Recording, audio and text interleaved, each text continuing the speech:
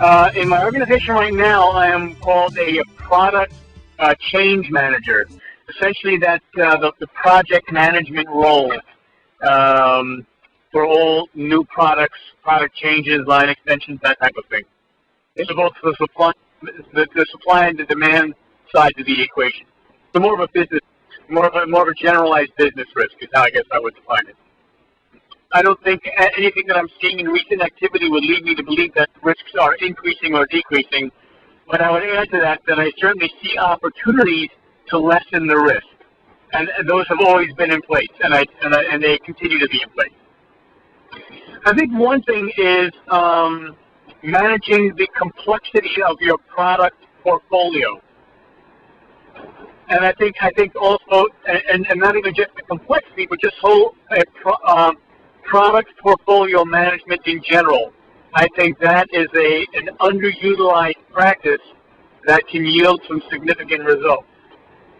It basically means it's kind of a holistic view of your product portfolio. It's the means by which you decide whether you discontinue a product or not, or whether you launch a product or not.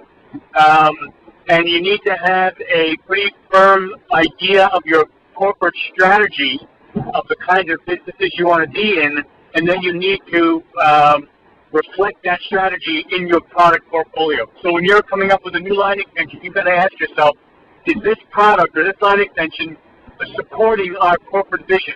Because sometimes you can get lost in the trees and not see the forest, and say, oh yeah, let's definitely launch this for this reason and that reason, but in effect, it really goes against the corporate strategy that you all agreed to ahead of time. I don't think you can have a product portfolio management process without multifunctional active involvement, and in particular by leaders in those functions. It's not the kind of function that you can push off to lower or even middle management. You've got to have senior management involved in the decision-making process of managing your product portfolio.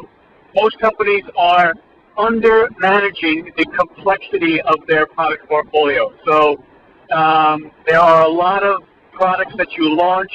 There are a lot of locations that you move into. There are a lot of businesses that you expand into that at the end of the day do not make your company any more money and in fact drain profits from your company, and it's not always readily obvious unless you're measuring it.